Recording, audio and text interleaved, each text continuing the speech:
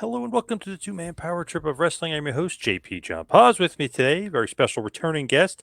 He's an author. He's a podcast host. He's basically the guy who revolutionized the shoot interview. He is Mr. Sean Oliver. Sean, welcome back to the two-man power trip. How you doing? It was first a compliment to be credited with starting what the podcast for wrestling has become. Yes. But when you watch enough of them and you do enough of them, it's not a responsibility I want any longer.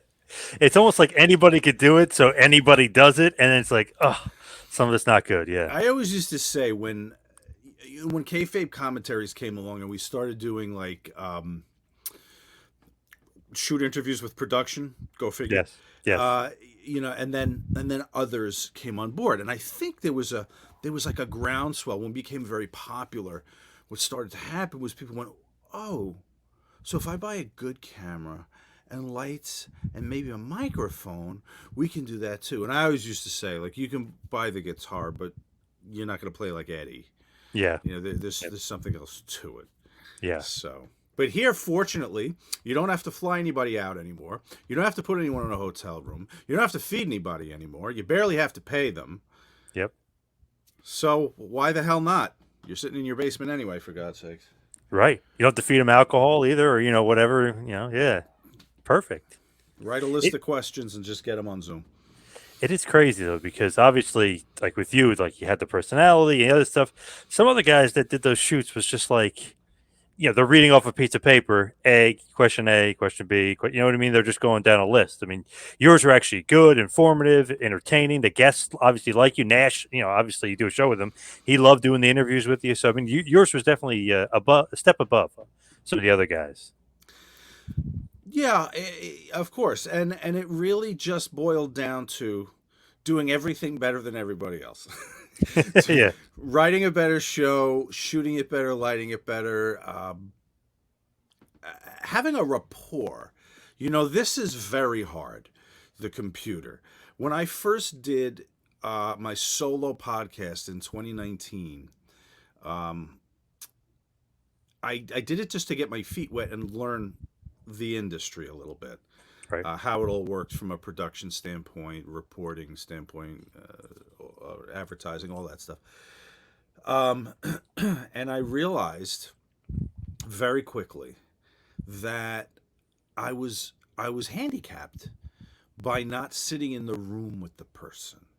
There's so much to be said for kind of an exchange of energy, and not to get too Rob Van Dam on everybody here, but there's an energy that goes on between you and a guest, and you need to have that. And I found that it put them at ease.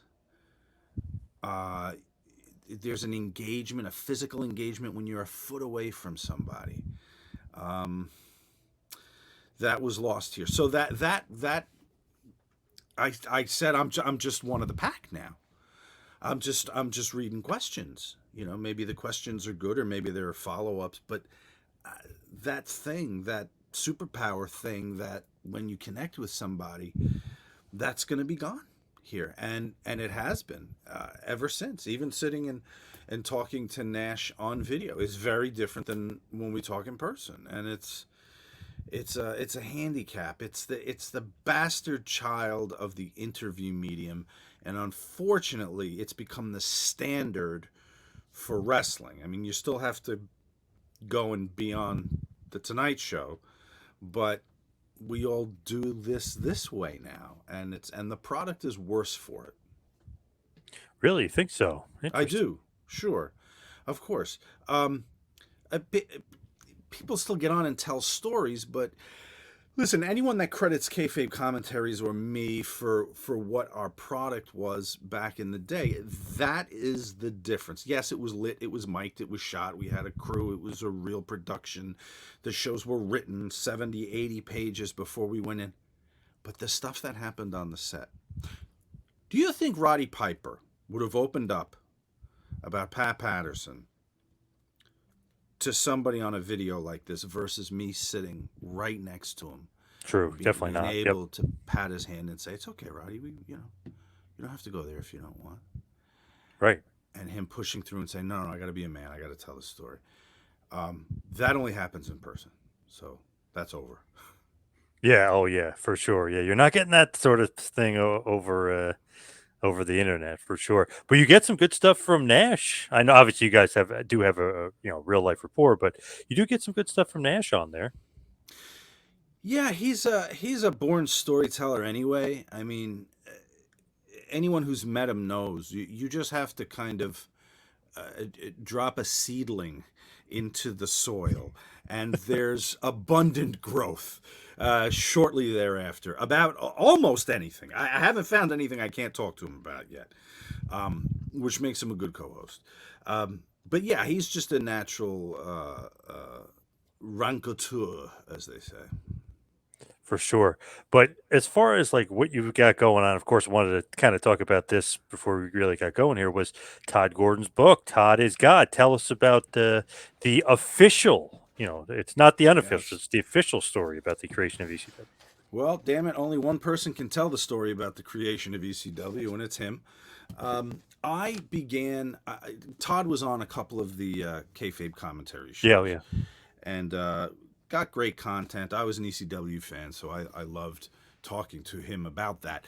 But what off the air, as we would talk, and he would tell me things that I had, like everybody else, come to accept a different version of reality, either due to just years of storytelling or reading things in the sheets or hearing things in the wrestling media, that it upended much of what I knew to be true. So I would tell him, Tod, you have to write a book about this, just as a fan standpoint.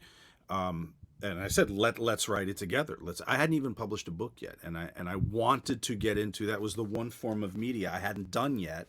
I was in movies and TV shows all through my 20s and 30s, and I had the interview stuff here but I hadn't done anything in publishing. So I said, let's do it. This would be a great book. I'll write it with you. And we were set to do it. I mean, we were like that week I was going down to Philly and I was going to begin to record stuff. Zoom had not become a part of our life yet. This is 2017. So I was going to go down and sit with the recorder, and he didn't. He ended up not wanting to do it. His sister had gotten ill, and he was tied up with things and not ready to bare his soul and tell the whole story, which I was fine with, because I'd rather that honesty than somebody who sits down and gives me a worked book. Not that I would have accepted it, but to give me the headache of having to sift through that stuff. So that's when I wrote Kayfabe, my first book, because I was all geared up and jazzed up and ready to write. So I wrote that, and 6 books later, 3 nonfiction and 3 novels, he said, I'm ready. I said, great. So over the course of maybe 8 or 9 months, we would get together 2 to 3 times a week, and I'd record our Zoom calls, 2 or 3 hours a session, 4 if we were really getting crazy. And after about 60 hours, I knew we had a book. I shouldn't say after 60 hours. We got to 60 hours, but about halfway through that, I began to assemble it. I was transcribing what we were recording, and then I began to assemble it into a timeline and do the research, go back and get a date. Because you're talking to someone casually. He goes, I don't know, sometime that first year, Sandman and Raven were in the ring. So okay, so I got to find it. Fortunately, the internet is full of resources for that stuff. So I was able to plug in the dates, the locations, the attendances sometimes. And what we got was a great book about a little bit of Tod's life beforehand, which illustrates why he was not qualified whatsoever to run a wrestling company. A jeweler on Conservative Jewelers Row in Philadelphia, Right. Inheriting the family business. And at night, people are getting chairs wrapped around their heads. So that was an interesting dichotomy. I had to go into his life because I thought that was interesting to show that difference. And then the book works in on so many levels.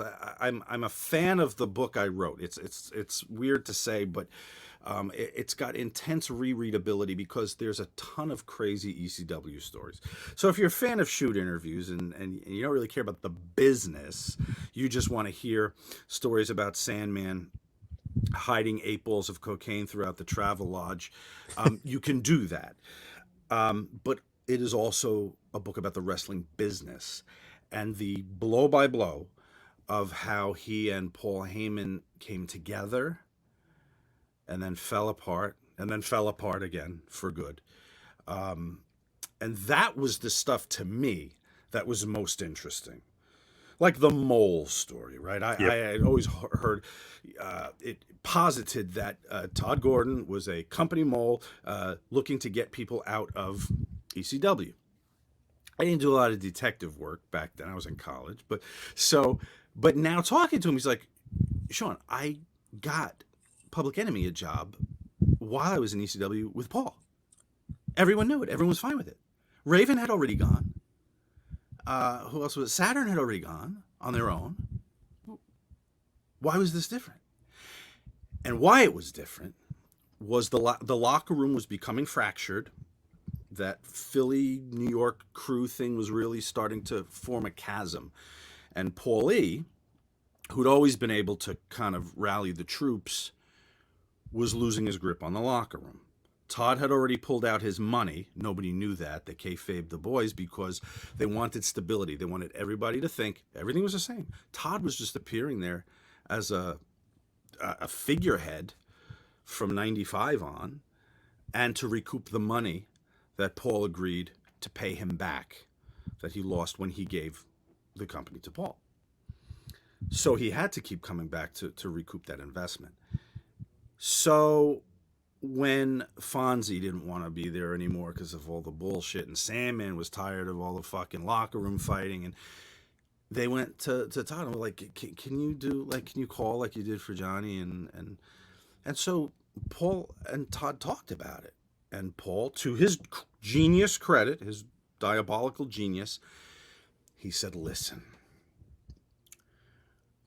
don't tell the locker room that you're doing this. Let me use this, and then you will come back and be the greatest heel in professional wrestling. So Tod agreed, and for years never told the mole story, that he would allow Paul to use that to galvanize the locker room, because the it's us against the world was gone. So now there was an us against the mole. Don't let those WCW bastards take us down, and whoever's working with them. So, and Tod was shocked. He watched the DVD. He was shocked that Paul had never smartened anybody up. He was just on Francine's show recently, and her mind was blown because he's like, none of the boys got smartened up by this. He's like, I couldn't believe it when I was watching the DVD, and he was still perpetuating this mole shit. And so I hear this, right, and I'm like, yep, Tod, you gotta write the book. So that's just one of a lot of tales of, I'm going to use the word betrayal, and it certainly was Tod's perception of how the company was wrested from his hands. That's such a good story. And to me, it's almost opposite. And I know I mentioned this to Tod a while ago, but it's almost like Paul was the mole for Vince and the WWF, and he turned Tod into the mole for WCW. But it was like, wait a second, you're doing that for Vince. So later on, everybody finds out. I think it was actually JR that kind of blew the whistle on this on his podcast several years ago. He talked about $50,000 payments, monthly payments to Paul from Vince. Now, those didn't start till after. Admittedly, when the mole stuff was going on, he was not yet taking money from Vince, best I can ascertain. But in the research for this, I have the bankruptcy filing from ECW. Well, it's not ECW, it was HHG, the name that Paul used after Heyman, Gordon, Gordon. Yeah. Right. But in their bankruptcy filings, you have to list all of your creditors to whom you owe money. $500,000 to World Wrestling Entertainment. Can you think of one business deal they had where Maybe a couple. WWE paid $500,000? It was probably paid over time, over many, Yes. many years. And it doesn't say what it was for. There's a category what it was for, nothing specific. But yeah, I mean, I have that paperwork. And so, yes, you're absolutely correct. If you want to talk about moles. Obviously, Paul was one for Vince and feeding him talent and getting maybe money for his pay-per-views to get off the ground. And funny, But a brilliant stroke on Vince's part to keep this. I mean, there was still some fat left on that bone. So if they had just fizzled and disappeared, if the Federation broke down and Vince inherited these kind of second-hand talent from ECW, his perception secondhand. Of course, I think much of the ECW roster was very talented, but to his perception in his wrestling bubble, it was just the secondary Philadelphia Federation. But to keep it alive, keep it going, let it get some pay-per-views under its belt, and then slice its throat and get the blood. for sure. But it's interesting. I mean, obviously, Paul and Vince still working together to this day. So no doubt part of that deal, right? Wouldn't you say, if you had to speculate, as part of that deal and keeping the business going? And it's well, young man, you'll have a job here for life. How many people can say they've had a tenure with WWE as long as he? And I mean, talent today. He's an on-camera and off-camera talent. He's not an in-ring talent. right. He's a manager. What managers have had that tenure in WWE? Yes, pretty. I can't even think of one really. I mean, Right. think of Bobby the Brain. It was his run was like 9 years there. You know what I mean? It Right. was like guys Yeah. like that. But pretty crazy. And I know off like camera, obviously Harvey Whippleman that was working there, but really more behind the scenes. He was wasn't primarily also in office, right? Exactly. yeah. And like Brooklyn Brawler, but he was like behind the scenes guy too for everybody. Yeah, the Heyman stuff is amazing, but I think it's one of those things where Heyman almost wanted to erase Tod Gordon from history because he's ECW. Wait, but and I was like, wait a second, Tod invented it. He's like, no, I created it. You know what I mean? He wants to erase Tod from history. And it's largely happened, or it did until Right. the release of Tod is God. Yep. Where people, if they want to, can read, or the audiobook is out. You're treated to many of my impressions of the ECW roster. But yeah, and again, going back to why I was emphasizing that Tod had to tell this story, that was another thing. I was saying, are you not bothered that your legacy has been reduced to? I mean, people know you started it, but I think people believe you had a bar federation in '92, and then Heyman showed up in '93 and bought the company, took over, and put you on as some kind of Jack Tunney figurehead commissioner. Yep. They don't know that you ran this company up until you withdrew your money, and. Another reason I said that you've got to solidify some of your legacy here with ECW. There's no denying, and it's throughout the book that Tod said the genius of Paul Heyman was responsible for so much of what they did together, but it was definitely a two-person dance that was going on, even creatively. I mean, their friendship was built on them talking on the phone constantly all week long, coming up with these bizarre angles, coming up with the next Dudley, one more ridiculous than the last, cracking each other up. It was a Simon and Garfunkel. It was that rare two-person symbiotic genius that was happening until the business began to swallow them, and Paul proved maybe not to be the business partner and best friend that Tod thought he had. It's crazy to think that like the guy who actually created it, the guy who's responsible, is almost like wiped from history because the guy who came in after him, and not even after him, was like after the guy that came in after him is based. You know what I mean? Like Eddie Gilbert's there, and I mean there's other guys before Paul, but it's like one of those things where it's like, wow, I can't believe Paul. It's like a little bit of a shyster there, completely trying to erase his former friend from the history of the company because it makes his legacy seem like, no, I created it or I'm the god of ECW. Well, Paul is tailor made for the world of professional wrestling, on camera and off, and is crafty and brilliant at what he does. The line that closes one of the chapters when Tod realizes he doesn't have ECW anymore. He said, I lost my baby in a game I didn't even know I was playing. And that's kind of how it ended up. Now, Tod's drive in staying on board, I would have said F you, walked out and let the thing fizzle.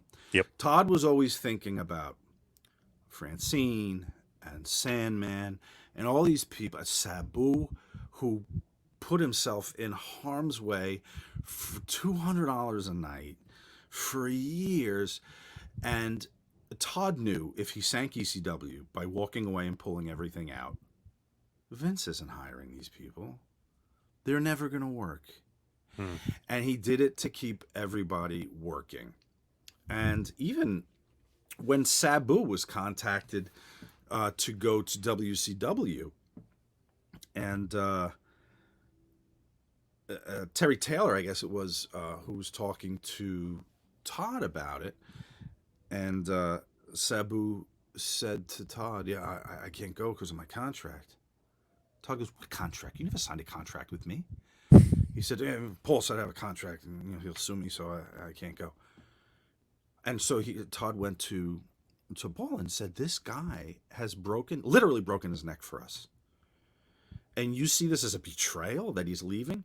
And that was the biggest difference between Tod and Paul. When someone got a deal somewhere, Tod was thrilled. He was like, this is how it's supposed to happen. You work for $100, $200. Now you go get your contract. You get called up to the majors. Yes. Paul was furious, and he saw it as a betrayal.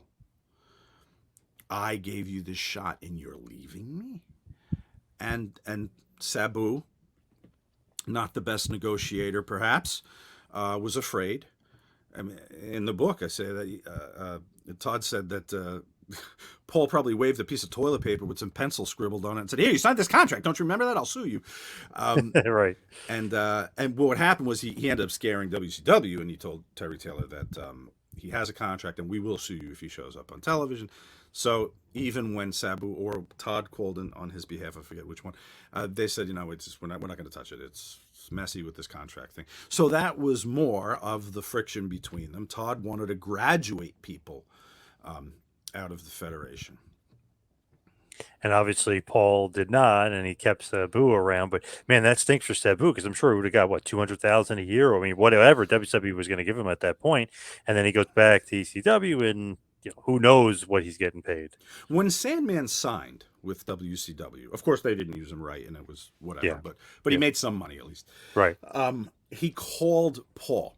He called Tod, excuse me, in the car in Atlanta, leaving CNN Tower. And he said, yo, they offered me, 300. And so Todd's like, oh my, thank God you took. He's like, no, man. He's like, I would have lost that fucking match. He said, what match? He said, Paulie said I have an exploding cage match against Onita that he's putting together in Japan. I'm going to get so much press. He's like, first of all, there's a 99% chance that match is not even real. Secondly, you're going to turn down a $300,000 a year annual salary for one match? Are you insane? He said, I'll never talk to you again if you don't turn that car around. And he did. He turned around, he went back, and he asked to have the contract back, and he signed it. That is insane, Paul. I mean, just making stuff up on the fly. Holy, and he obviously knew what Sandman would like, and he's feeding into that. But man, what a liar! That's crazy. Well, these are the stories that I was treated to by the people that are in the book. And listen, I hosted however many hundreds or thousands of hours of it. Everyone had a Paul Heyman story. Yeah. Everybody had a story about being screwed out of money. But the funny thing was, and I've said this on air many times, everyone talked about being robbed by Paul Heyman with a smile. He was a jester thief, a jester slash thief hybrid. Yeah. And everybody kind of laughed about, the second check bounced. But this was one time where Tod lost an investment of savings and a family fortune in, or family savings, I should say, in the company. So it was no longer funny. And I think that when people read it, they'll see the degree to which some damage was done. The one thing that I kept going back to when I wrote this, if Tod and Paul could have gotten their shit straightened out, and the company had an investment, they had a few opportunities for investment to save them and pull them out of the water, and had that happened, I wonder how far ECW would have gone. Because you have the TV product, right? That's one thing. And then you've got the business. The TV product was already like, how are you going to top this? The funny story in the book, Mick Foley turns to Paul and Tod one night when they're booking the match, and he goes, I guess the only thing left is the Daffy Duck spot. And they knew exactly what he meant. There was an old Looney Tunes where Daffy and Bugs are trying to outdo each other as magicians, and for the last spot, he blows himself up, and as his spirit is going up to heaven, Daffy says, "I can only do it once." So that was what Mick was referencing. Yeah.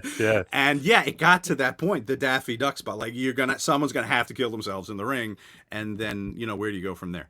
So, so the product was getting to a point where it was gonna bust. It was a bubble that was impossible to take any more air. And then you've got the business where ECW was not filling an arena. They were filling small venues, 800 maybe in ECW Arena, Viking Hall, maybe 1,000 if the fire marshal wasn't looking. But that was it.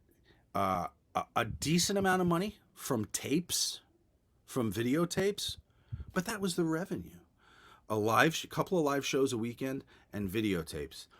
They're paying MSG Network $3,000 a week to air a show for which they have no advertising. They're paying Sunshine Network in Florida $3,000 a week. That's $6,000 a week combined, $24,000 a month for all of you mathematicians out there. Yes. For a product that puts 800 people in an arena, and they sell some videotapes on the internet. They were so much more popular than rich and famous. They were the famous. They weren't the rich.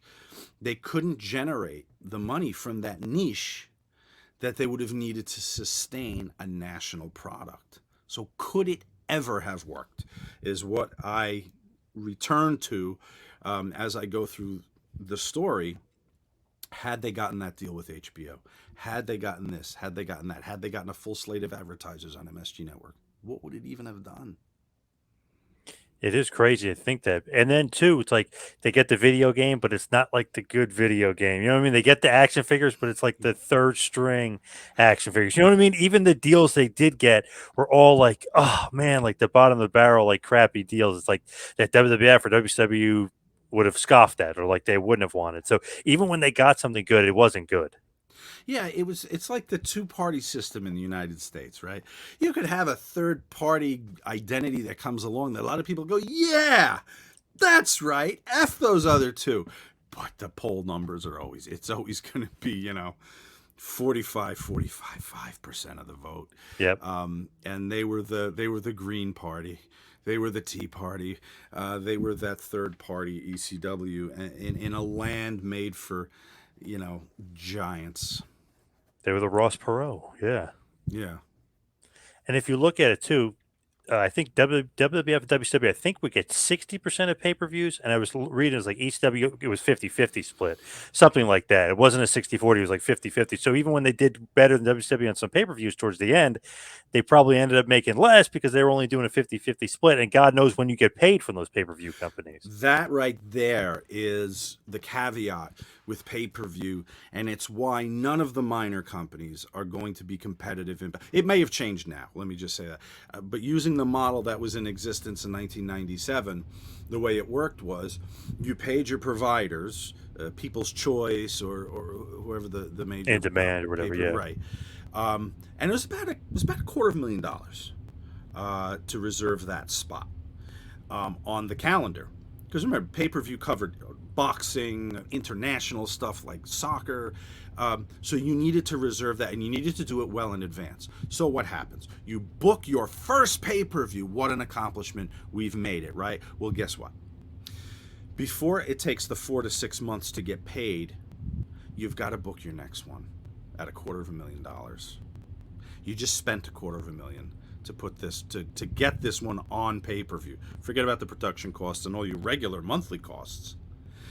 Now you've got to book that second one, and you're behind. You have to wait months for the payment, and that's the difficulty of a company that size. You could never front all those payments until the back end payments start rolling in. It was an untenable situation, and that was really the problem with ECW and pay-per-view. And it's also why Tod, I mean, they talked about pay-per-view for years, but it's why he never wanted to go forward with it, and it happened once he was out. He was there, again, but in a figurehead role. Yep. But when he was no longer holding the purse strings, whatever happens. But as long as he was in charge of it, he wasn't going to make that investment because it's a cyclical thing. And if you don't make back the first and you're committed to 3, you're dead. It's crazy, and to think like, oh, we did so well in that pay-per-view. Well, we won't see that money for 4 months. You know what I mean? Right. It's like, oh shit. Yeah, and they want another $250,000 check for the pay-per-view 3 months from now. Yep, and then you'll be out of business. What is it? How many ever months later? It's just crazy. It's like just how that happened. But if you think about it, it's like, wow, they were so, I don't know, not mainstream. I wouldn't say mainstream, but they were a part of the culture for a while. Everybody kind of knew like who ECW was and like what they were about. But it's like they couldn't get the business going. Like Paul was such a genius in one aspect, but for some reason the business aspect didn't really jive with him. They came around. Remember I guess we're close to the same age. Mm-hmm. Remember the state of the business in 92, 93 in the majors, okay? And it's, wrestling, hockey players and pig farmers and garbage men, and that's what it had become. Now, if you're my age and you watched through the 80s, that Hillbilly Jim was fine when you're 12. Hulkamania, baby. But now you're 19 and you're in college, and Soundgarden and Nirvana are on the radio, and grunge is big. Tarantino's movies are on, and the bad guys are talking like good guys now. I'm starting to like them more, and my childhood product has not evolved. There's pig farmers on television still. Henry Godwin is on TV still. So here comes ECW, right? You still have that. You're still bitten by that wrestling bug, but now there's guys that dress like you. They talk cool. The booking is for you, for smart fans. Not insulting your intelligence. They know you read the sheets, so they're going to do things for you to make you chuckle, because they knew you read about this in Meltzer's deal that week. Yep. So it spoke to me, and it spoke to people my age. So it came along at the right time. That's where it had its advantage over WCW and WWE. That was the rocket fuel. And there were ECW chants in WWE arenas anytime something violent happened or something cool happened. But then when Vince and Eric started to change their product, NWO guys were acting like ECW guys now. The WWE product borrowed that very sexual attitude from a lot of what Paul and Tod were doing with the valets there. Hey, I think there was a guy in WWE that even started drinking beers in the ring, like Right. Sandman. I can't remember his name, but I think there was one. Right. So once they caught up, there was no way to usurp them because of the power of their television, their marketing, their fan base. But when that short period of 2 years or so where ECW was doing what they weren't, that was the rocket fuel that did get them mainstream wrestling coverage. But once WWE and WCW put their machine manufacturing the beverage that everyone was drinking watching ECW, it could never have the reach. And I remember a buddy of yours, I believe, maybe even said it to you. He said, "Hey, when you were watching Heat, were you rooting for Pacino or you rooting for De Niro?" And most of the people were saying, actually, De Niro, even though he's the villain, the heel, he's the bad guy. But everybody's rooting for De Niro in the movie, and actually, you Yeah. know what I mean? They're rooting for the bad guy. Yeah, it was a culture change in that kind of pop art, pop culture, and Paul Heyman was visionary in that, and Tod gives him full credit in the book. Tod actually speculates, had Eddie not quit, or had he hired Sullivan, who he was considering, and not Paul, what would have been different? Well, a lot of things would have been great, but the one thing that Eddie and Kevin never would have had that Paul had was that ear to the ground on pop culture, hip hop, grunge, what the guys should look like, the music they should put in there, opening the show with White Zombie. Eddie was never going to be starting. You know what I mean? Like there was a difference in Yeah. that mentality, and Paul was visionary in that way. Even the word extreme that Paul comes up with. They decide that Shane's going to do the screw job, and they don't need anybody else. They don't want to be the NWA. Screw everybody. They're going to do their own thing, be their own federation. Paul says, we need a name like Extreme. We can't be Eastern anymore because we're going to get national coverage from this. He says, what about Extreme? Todd's like, yeah, you think? He's like, this word is going to be everywhere. He goes, there's extreme sports starting now.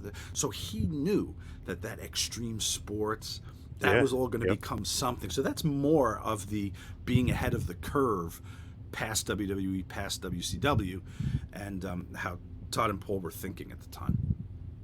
Even with him, like in current day, it seems like, I know he's had some guys that didn't quite work out, like maybe Ryback or Joe Hennig or something like that. But I think the guys he manages, okay, he sees Lesnar, all-time great. Punk for a while, that was an awesome run. Reigns, it's like even the guys he manages, he like kind of sees the future. Like, okay, I want to attach myself to like these guys that are going to be the biggest stars in the company for a long time.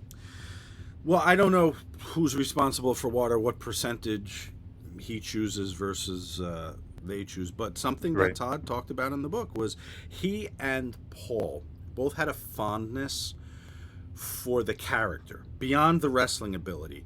They loved characters, so they would always try to extract, unless it's like a comedy character like Meanie or one of the Dudleys or something. But the wrestlers, they were always looking for them to be more themselves than anything else. So they were looking for that thread in them that was unique, that would come across as honest, because the stuff that was on TV, again, was so charactery that, there's Mike Rotunda, one of the great amateur wrestlers, and he's playing a tax auditor at IRS. So it was like, really? So what they tried to do is find some authenticity before they put someone on TV as whatever they were going to become. And they would rework them. There's great stories in the book about guys who weren't able to get over because they came with what they were doing before. Tommy Dreamer came down from New York. He had this bouffant hairdo, this glittery suspenders, and it was like, and the people couldn't stand him. Yep. But when he took those cane shots and was able to withstand that abuse in the ring, he instantly got over with the fans. It was like, okay, this is just a guy being beaten and summoning up this courage. There's no character behind this. Taz came down as the Tasmaniac. He's running around as this like hybrid jungle creature / bouncer in Brooklyn, but then when they let him talk, and when they let him be Taz, he got over. So it was sometimes stripping away some of what people brought down to ECW and letting them be themselves. Sandman with the surfboard for the first few years there. And then Tod went to Paul. He said, listen, he said, just let him be a roofer that beats people up. Like, just let him walk to the ring. He smokes and drinks. Let him smoke and drink in the ring. And Paul was like, you can't smoke in a ring. And Tod, who learned from Eddie, who had tops whipped off and tits out in the ring, that you can do anything as long as it's in a wrestling ring. For some reason, wrestling gets a pass. He said, no, Paul, you can do anything in a ring. Let's have him smoke in the ring. And Sandman just became Jim Fullington in the ring. It's pretty crazy if you just look at like just Tod and his guys versus Paul and his guys. Like, did Paul like Sandman? I mean, because that's a Tod guy. Scorpio's a Tod. You know what I mean? How did that? It's very work? funny. There was a Tod's guys, Paul's guys kind of thing, and there was the New York, right? But then there were guys that just gravitated towards one or the other. Like Sabu was always seen as a Tod guy. Yeah. Wasn't a Philly guy, but he became a Tod guy. Johnny Grunge, Public Enemy, they were Tod's boys. So it did start as a Philly, New York thing, and then it just kind of became how people gravitated towards one another. A funny thing, a funny story in the book that I didn't know. The fans started this New York Philly thing because they were smart. They would read the sheets. They knew who were Paul's guys. And when some of the guys would come to the ring in Philly, they would chant "New York sucks," not Taz sucks. New York sucks. And in New York, they would chant Philly sucks. So Tod goes, the fans handed us an amazing angle. He goes, you take the New York guys, and I'll be with the Philly guys. Paul's like, I'm not going to be a heel. Tod said, Paul, you've been a heel on television for 10 years. What are you talking about? He's like, not now, not with ECW. No one's going to boo me. He's like, but we're both heels and we're both faces. You're only booed down here, and I'm going to be booed when we go up there. It's like, I'm not going to be booed. So they had to let the angle go, but they were listening to the chant where Tod was, and he was like, Paul, they're giving us something here. And that happens so often. Fans created so much. I closed one of the chapters by saying, like, we had 500 bookers in the house every night. And they would kind of show where they wanted stuff to go. And, the smartest bookers listen. Yep.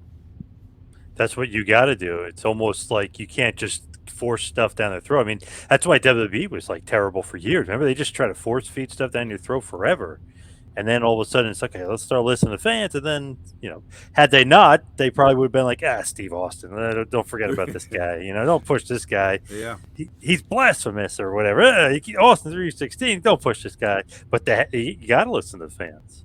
And workers too. There are workers that was one of the things that Paul and Tod did so well, was guys that proved worthy, like Raven and Sandman and Taz. They would put their shit together, and Paul and Tod would be like, "You guys got it?" Like, yeah. He's like, "All right, got 11 minutes," and they trusted.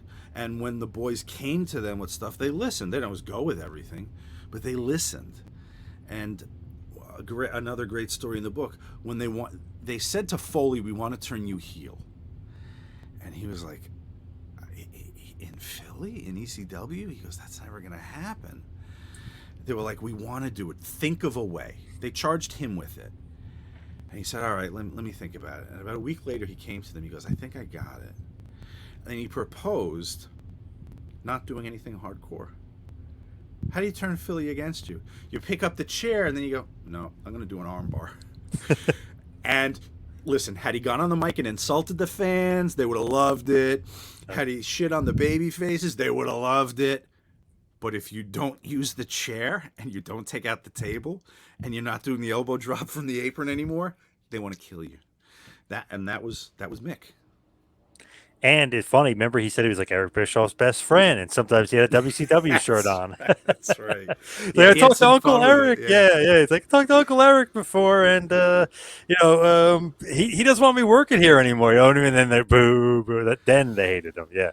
John, what a blessing it must be to have talent like so smart on your roster that like you don't ever have to worry. You know, whatever they go out there and do, it's Yep. going to be over. Like on his last night, like everyone that reads the sheets knew it was going to be his last night. So he takes the mic and he's like, I do have to thank two people before I leave. One's a visionary for starting this, the other a creative genius for guiding us. And Paul and Todd are up in the Eagle's Nest, and they look at each other. They get up. They're going to walk down. And Cactus goes, so I give you Stevie Richards and the Blue Meanie. And they hit New York, New York in the house, and they come out. And Todd and Paul look at each other like, this fucking guy's so good. They didn't know. Yeah. Wow, that's awesome. They had no idea. That's No. great. Yeah, but more Pretty credit to his genius.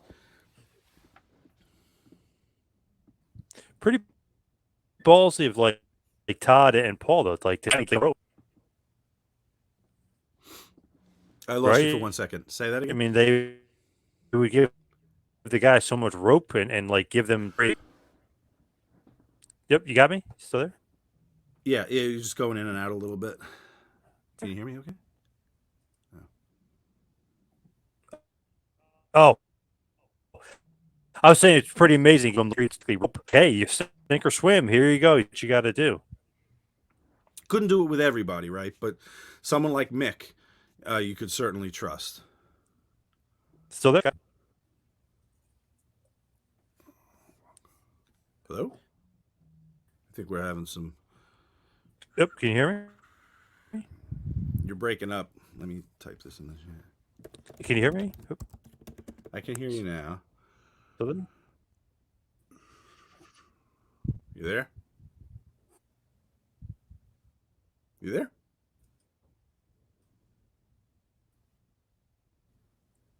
Yep, I'm here. Okay. How about now? You still good? I don't know what the heck's going on. See, that's why you got to be in person, right? That's why you need Exactly. the This is interconnectivity another. of being in You person, sound not better not now. over the computer. You sound better now. Am I okay? No, I guess not. Yeah. Yep. You're good. Oh, you go. Okay. All right. I think we have a little delay too. I'm hearing some time between our questions and answers, but we can just roll. You can edit this out, right? Obviously. Oh yeah. Yeah. Yep.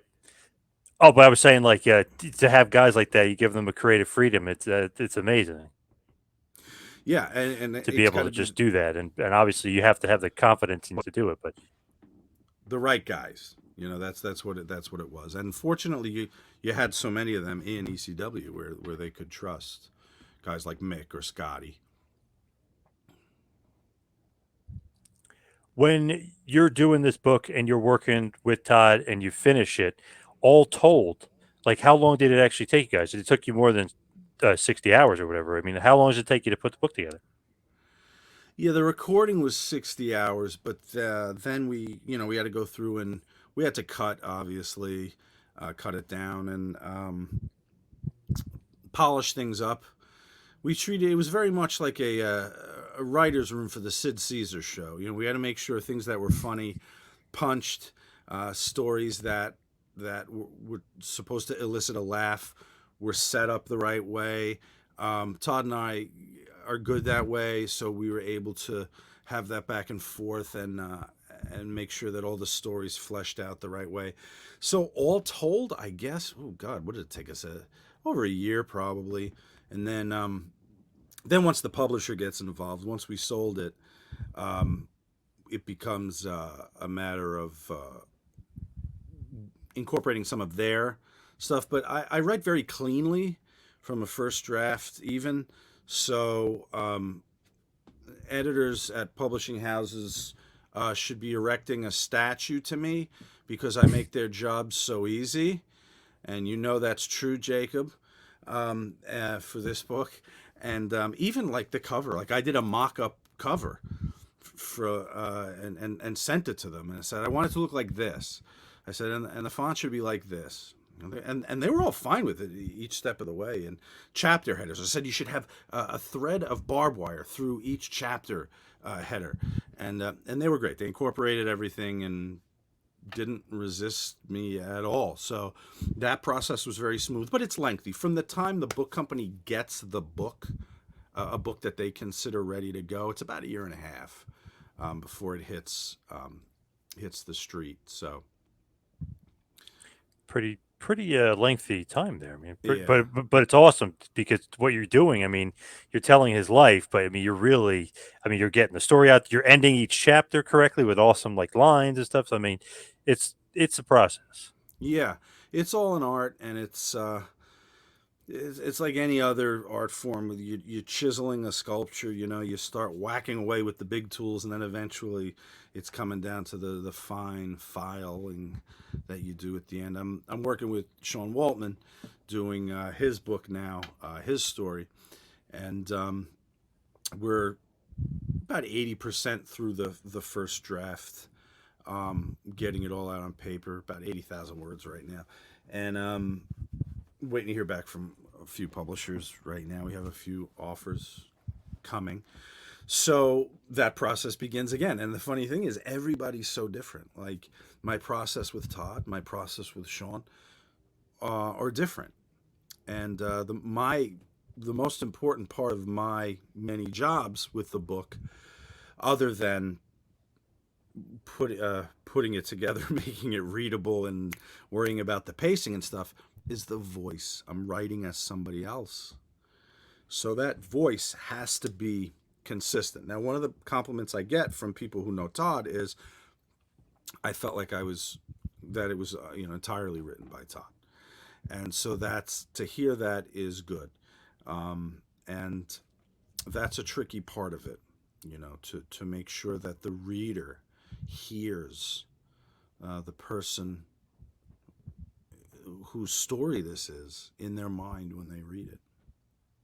That's pretty awesome. That Waltman, I didn't even know that was coming out. I mean, he's got Oh quite a yeah, story. I mean, God, he's been in the business forever too. I mean, and he's been everywhere. I have to say that the book covers, I mean, WWE, WCW, Japan, Mexico, but beyond that, his life is amazing. I mean, if anyone's had 9 lives, it's him, and he'll tell you he shouldn't be here. And so many times over, just the tumultuous time when he was with Joni, with China, and a lot of that was caught on camera, in public, and on VH1 and all that, and but then even stuff before that, really challenging. And his God, his purity. As of anyone who knows him, I just was on a show and they did word association with me, and they threw people's names out, and they threw Waltman out, and I said pure, because here is somebody that I think is one of those rare cases that has learned from the errors of their ways and emerged such a sincere, intelligent, not just intelligent here, spiritually intelligent person, and accepts blame for anything he's done. Does not point the finger unless it's a deserved finger, but he accepts what he's done in his life, celebrates the victories, but also wears the failures too.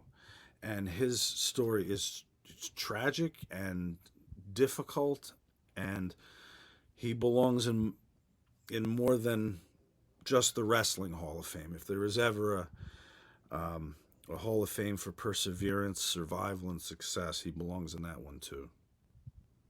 thing about him, and I always said it, and Kevin Sullivan agreed with me too. Had he not jumped ship from WCW, had WCW not fired them, I don't know if the Attitude Era, and people could say, I mean, he's still at Austin, all this other stuff, but that made, he was from the NWO, he's 6, he goes to DX, he basically makes Triple H, he makes the Outlaws, he gets them over, he cuts a promo making fun of Hogan, because remember Hogan said he couldn't cut the mustard, so then he makes fun of Hogan, and he says, Bischoff, get your head out of his ass. It just felt like he was the momentum changer. It's like, wait a second, you guys are supposed to be stealing guys from WWF. Like now you got a WCW guy from the NWO. That like to me, and kind of underrated and almost underestimated. He pushed people over to WWF big time. I remember Sullivan telling me that. It's funny you mentioned Sullivan. I remember him telling me that years ago. He's like, go back and look. The one that made the difference was X-Pac. He was washing his gear in the sink, standing in his underwear, talking to me about that. And I'm standing there like, all right, it's an uncomfortable moment, Kevin. We're going to talk about X-Pac now? Really? I just wanted to come in and give you some money. But I guess that's why it stuck with me. But yes, you're absolutely right. Look at the lineage, right? He'll be the first one to tell you, 1, 2, 3 kid. He was not thrilled about so much of what that time was, but has the opportunity to be in the NWO, and on the heels of that, DX. Yep. Across the street at the competitor. Going from the biggest faction and television time-wise, too, crossing the street and being part of DX, and then just riding that wave. He was great. He's one of those guys that, talent sometimes becomes impossible to ignore, right? He's always the first one to tell you he was never proud of a lot of his work on the stick, which is so much of professional wrestling, as you know. But here's a guy who was so committed to the sport, and again, the pure love of wrestling. And he was a student of the business, even while he was in it. I mean, it wasn't that cool to be on the road, knowing what everybody's deal was and every other company, checking the sheets, knowing what was going on. But that knowledge, he always said, was power for him, to know what other people's deals were, where other people were going, what other federations were looking for. And he was so smart that way that he became a student of the business, while most of the other guys were just living up the 24/7 party. He did share partying too, but the business was always important to him, in addition to the in-ring product. I always say, if he doesn't jump and you keep Hall and Nash together with him, I mean, the real Wolfpack, keep those 3 together, I know you have the cool factor, so I don't know if the NWO loses steam. I mean, you can kind of went into a different direction with those 3. And I know Austin is Austin and The Rock is The Rock, but I mean, I think that helps you, but you lose them and then they break up Hall and Nash. And it's like, ugh, this is terrible. Like, come on. Big mistake. Hall and Nash should never feuded. As a fan, like fan perspective, that was like so like, come on, that was so lame. But it's so endemic of trying to keep angles going for so long. There's always that fatal flaw that they turn the wrong person, or they because you can't keep doing the same thing forever, right? You've got to spin it and move it in a different direction, and usually that's the jumping the shark moment for any of the things. But I mean, a hell of a run. I mean, those NWO checks still come in for those guys, and it's remarkable. Oh, it's insane. But as we head for the wind down here, we head for the finish. Just give us a big push for the book, where everybody can get it and why everybody should want it. Well, if you're a fan of professional wrestling, the ECW story is a very important part of that massive compendium of the history of pro wrestling. It changed the business in so many ways, and nobody denies that today. Everybody agrees, whether you liked it or not. Even Cornette will tell you that it changed the business. If he doesn't like it, that bullshit product, yeah, changed it all right. Put fucking chairs over people's heads. But you can't deny that it changed the business. And there's really only one individual qualified to tell you the story of ECW from the beginning, and it's Tod Gordon. So Tod is God. It's available everywhere in hardcover, but also audiobook. Let me tell you that story, if you'd like. I narrated it, so it is also available on all the audiobook outlets. And I'm proud of it. I'm glad Tod did it. I'm glad the story's out there. I think it shatters some myths. There's already rumblings from the boys who were surprised to read a few things. But listen, that's what it took. What, 30 years now? Are we 30 years? Yeah, right. 93. Almost. Yeah. Yeah, 30 years to have the story come out in its entirety, and it's well deserved.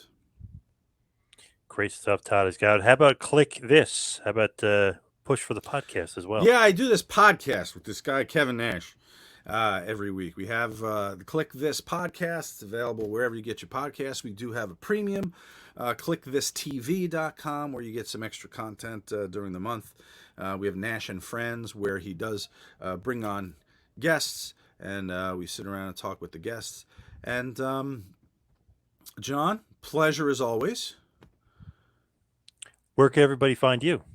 As far as Twitter, Facebook. Well, who Instagram, knows what Elon Musk is going to do tomorrow? Right or now, X, whatever it is. Yeah, X. Yeah, X. Right now, I'm on X, Kayfabe Sean, and you can get me Sean Oliver Official on Instagram. All right. Sean, thank you so much. I appreciate it all the time. Great stuff as always.